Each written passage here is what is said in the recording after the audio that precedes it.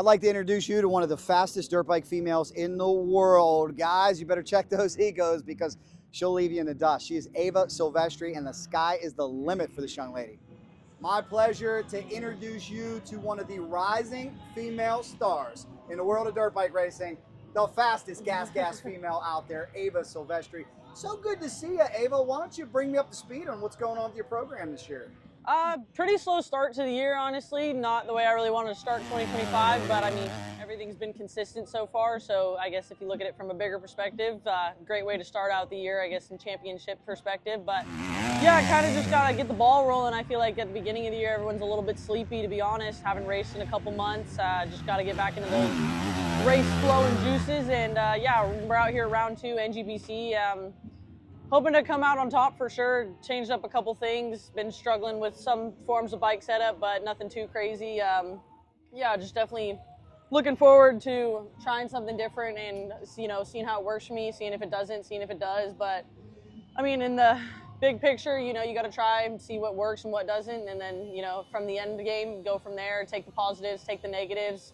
In this sport, I feel like you got to take it all. You can't just take the positives. You got to take the negatives as well, and work with that, and you know, see what your strengths are, what your strengths aren't. And, you know, honestly too, look at your competition, see what their strengths are, and you know what their weaknesses are too, where you can capitalize on them, and obviously see where they are capitalizing on you. So yeah, just like I said, get the ball rolling for sure. Like I said, big slow start for me, but yeah, gotta pick it up for sure. Ava, for you, what is the most challenging part of bike setup? I heard you mention that moments ago out here on the gas. What do you spend most of the weekend trying to dial in and get just right? Definitely suspension. I feel like with being on a bit of the lighter side, you know, for females, it's a lot harder to set up suspension than it is for guys. You know, they got a lot more, I guess, weight on them. So yeah, for me, just being on the lighter side, definitely just constantly trying to find a suspension setup that works for me, especially on these high-speed tracks, and stuff that really, you know, I could feel comfortable going fast with, because sometimes, you know, you could go fast for sure with a suspension setup, but that doesn't mean you're always going to feel safe doing it. And, you know, I definitely feel like the pace that me and Michaela are running now, it's a lot faster than it has been before. So,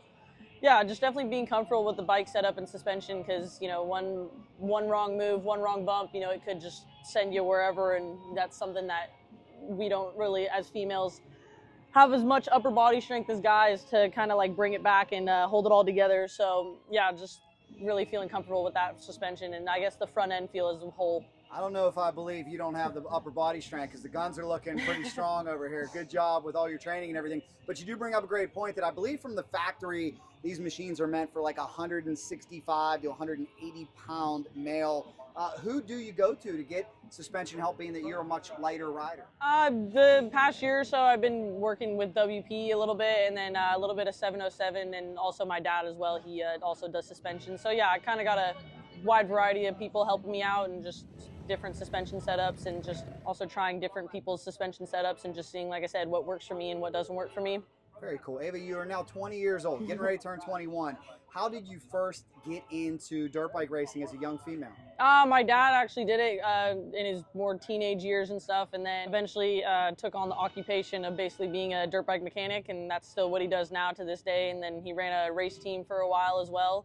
I ran gas factory race team on the West Coast for a while, actually, before obviously the KTM group bought it. But yeah, so I've basically just been dirt bikes for about as long as I can remember. Even when I wasn't doing it in my younger years, I was still around it 24/7. So yeah, I finally took it on when I was about 10 years old, and then basically never looked back.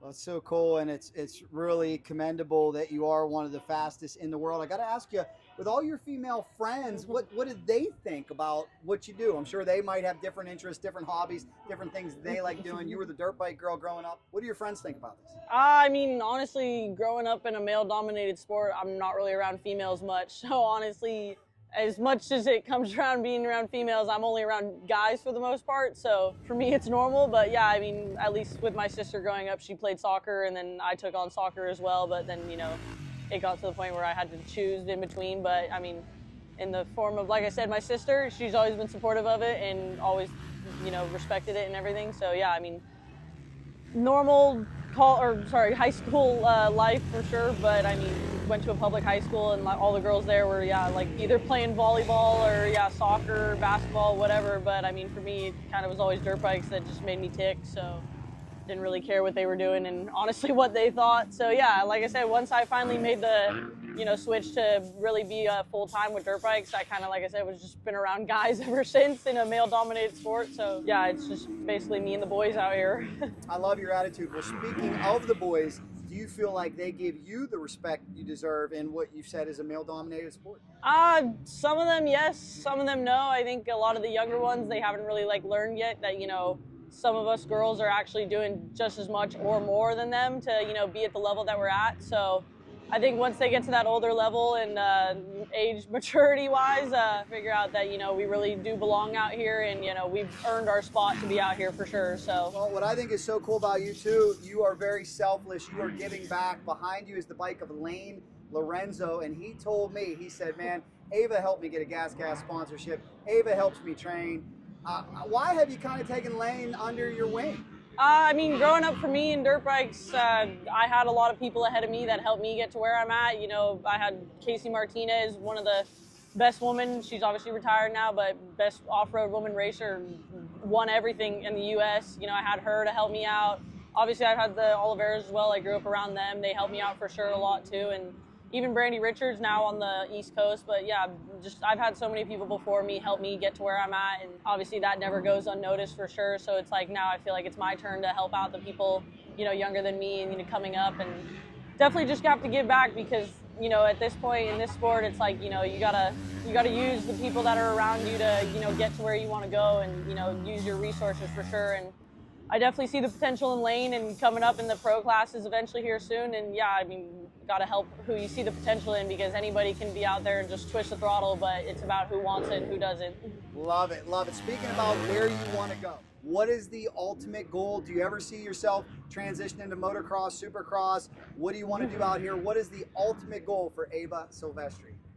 Personally for me, I want to end up on the East Coast racing GNCCs and, US Sprint Enduros, National Enduros, whatever else out there, but mainly GNCCs. But yeah, I definitely kind of want to take the trajectory more of, like I said, what Casey Martinez did of winning a championship in every major off-road series. It's kind of where my head's at the moment and what I want to do. I made the switch this year to race National Hare and Hounds instead of West Hare Scrambles. So yeah, like I said, on the trajectory to try to go that path for sure. But yeah, hopefully within the next 2 years or so, make a switch full-time to the East Coast. Well, I think sky's the limit for you, and I think GNCC would absolutely love to have you. So good luck, Ava. Great to talk to you. Keep us posted. So it was so great to talk to Ava. Make sure you give her a follow her career. She has got just a hard-nosed attitude. She's a hard worker, never gives up, and would be cool to see her win some races out there on the East Coast. If she's going to shoot for it, I think she's going to get it done. She's accomplished an awful lot of the sport. Let me know your thoughts down below. Chime in, guys. And if you like this video, here's another one for you.